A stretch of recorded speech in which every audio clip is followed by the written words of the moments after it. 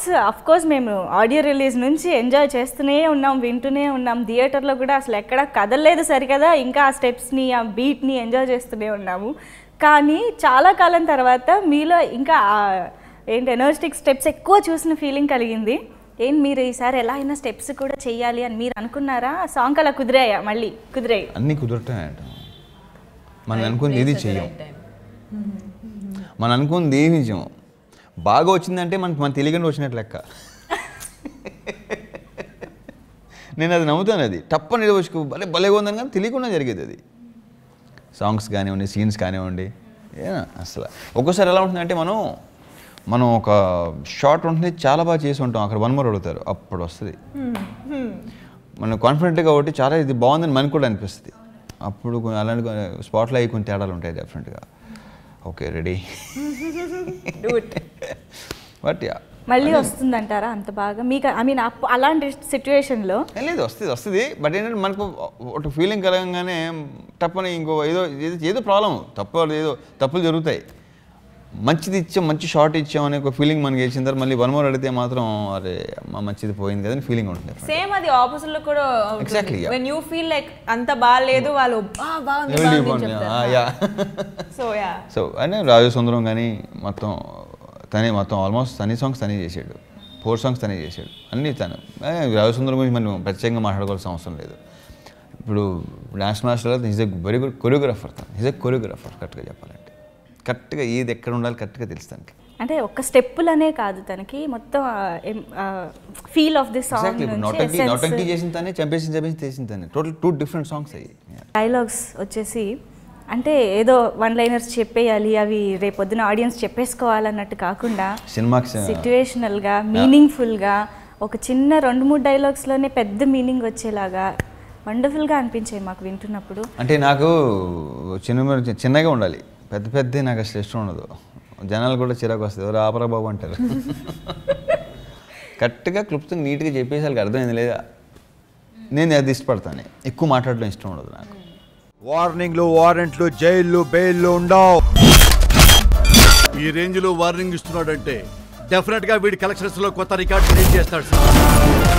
And mother character నుంచి అలాంటి dialogues ఎవరు ఎక్స్పెక్ట్ చేయలేదు. నేను సినిమా చేయడానికి రీజన్ అది మెయిన్. Wow, super. అయితే మీ జడ్జిమెంట్ ఇంకా అక్కడ కేక్ అని చెప్పచ్చు. బికాజ్ ఎవరు ఎక్స్పెక్ట్ చేయలేదు. అండ్ విజిల్స్ వస్తున్నాయి మదర్ చెప్పే ఆ డైలాగ్స్కి. 100 కొడితే కాదు ఆ డైలాగ్ ఒకటి. అది ఫస్ట్ నెరేషన్లో కథతో పాటు కొన్ని ఇలాంటి డైలాగ్స్ చెప్పాడు బాబీ నాకు. ఓకే, నెరేషన్లో ఇలాంటి కొన్ని డైలాగ్స్ చెప్పాడు, నాకు బాగా నచ్చేసినాయి. It will work. బాగా నేను నమ్మాను, తను ఎంత నమ్మాడో నేను అంత నమ్మాను. అంటే ఈ మాస్ డైలాగ్ అనేది కూడా జనాలకి కిక్ ఇచ్చేదే అవి ఎప్పుడు. బట్ ఇవి ఇంకా సెన్సిబుల్గా సూపర్గా అనిపించాయి. రెజీనా ఇప్పుడు తెలుగు బాగా నేర్చేసుకున్నారు, కంఫర్టబుల్గా ఉందా ఇప్పుడు మొత్తం డైలాగ్స్? ఇంకొక 2 సినిమాలు చేస్తే నాకు తెలిసి పర్ఫెక్ట్. మీకంటే ఇంకా బాగా సూపర్ కాన్ఫిడెన్స్. గుడ్. భాష నేర్చుకోవటం సార్ చాలా మంచిది, చాలా ఈజీ అవుతుంది. ఎక్స్ప్రెషన్ తెలుస్తుంది, మీనింగ్ తెలిస్తేనే మీకు బాగా అది మెయిన్. మీకు కూడా ఈజీ అవుతుందేమో కదా? డెఫినెట్గా ఈజీ అవుతుంది. ఇప్పుడు అవతలకి భాష వచ్చి ఎక్స్ప్రెషన్ అది కరెక్ట్గా తెలిస్తే మాత్రం చేయడానికి ఎంత బాగుంటుంది. డెఫినెట్గా చాలా బాగుంటుంది. ఇట్స్ ఈజియర్ అండి సెట్స్లో ఎస్పెషలీ. అండ్ సినిమాలో పోర్ట్ సీన్ ఫైట్ గురించి ప్రతి ఒక్కళ్ళు స్పెషల్ మెన్షన్ చేసుకుంటున్నారు రవితేజ గారు. అది అసలు అంత బాగా వస్తుందని డైరెక్టర్ గారే బాగుంటుంది అని అయితే అనుకున్నారు, కానీ అంత బాగా వస్తుందని ఆయన అనుకోలేదంట. సో మీ ఎక్స్పెక్టేషన్స్ ఏంటి దాన్ని? డెఫినెట్గా అంతే, బాగా వస్తుంది, బాగా రావాలని చేస్తాం. మా రామ్ లక్ష్మణ్లో వాళ్ళు కూడా బాగా వర్క్ చేస్తారు. వాళ్ళు మొదటి నుంచి డైరెక్టర్తో ట్రావెల్ అయ్యారు ఇద్దరు. ఇక్కడ డైరెక్టర్ అదృష్టం ఏంటంటే ప్రతి టెక్నీషియన్ మొదటి నుంచి డైరెక్టర్తో ట్రావెల్ అయ్యారు. సెట్కి వచ్చేసి వెళ్ళిపోయామని ఎవరు అది అసలు. అందులో ప్రతి టెక్నీషియన్, ప్రతి ఆర్టిస్టు డైరెక్టర్ని ఇష్టపడి చేశారు, డైరెక్టర్ని బాగా ఇష్టపడి చేశారు. సో దాంట్లో భాగంగా రామ్ లక్ష్మణ్ ఇద్దరు వాళ్ళు ఇలా చేద్దాం, డైరెక్టర్ ఇలా చేద్దాం బాగుంటుంది, బాగా రావాలి చేసాం. అది నిజంగానే అనుకున్న దానికంటే డెఫినెట్గా బాగా వచ్చింది. దానికి విపరీతం రెస్పాన్స్ దానికి. సో రామ్ లక్ష్మణ్ వాళ్ళు కూడా వాళ్ళ job they are very satisfied అని చెప్పుకుంటున్నారు వాళ్ళు. అవును, డెఫినెట్లీ.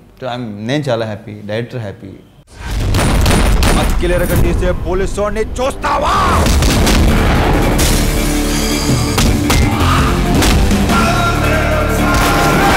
బెంగాల్ టైగర్ ఎక్కడో అడవుల్లో లేదు సార్, కలకత్తా కాళీఘాట్లో ఏసీపీగా డ్యూటీ చేస్తుంది సార్.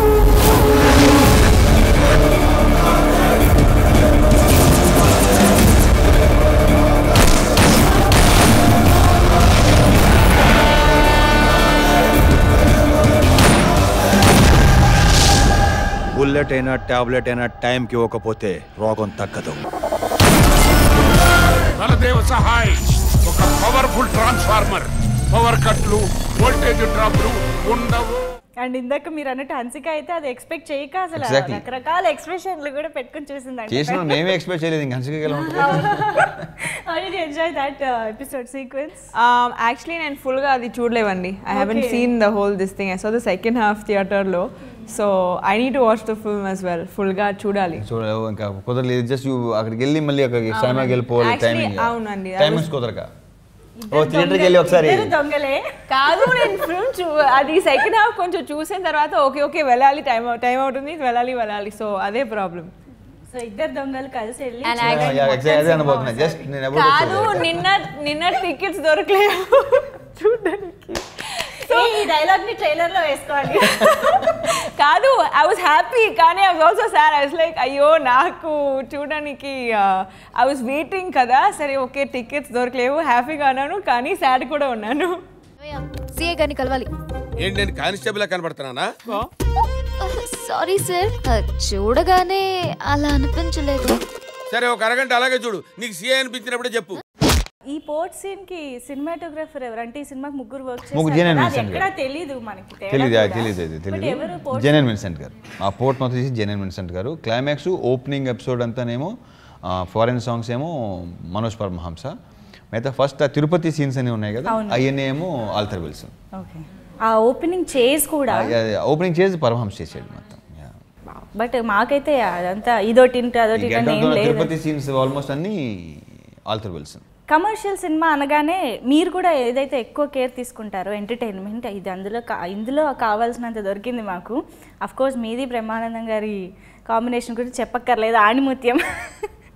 అండ్ పేరు కూడా చాలా, ఐ మీన్ ఈ మధ్య బ్రహ్మానందం గారి పేర్లన్నీ నోటబుల్గా అయిపోతున్నాయి ప్రతి సినిమాలోను. బాబీ అని, ఆణిముత్యం అని, కిల్బిల్ పాండే అని. బాబీ ఇప్పటికీ మర్చిపోలేకపోతున్నారు. ఈవెన్ ఒక్కోసారి డైరెక్టర్ గారి పేరు గుర్తొచ్చినా ఆ డైలాగే గుర్తొస్తుంది.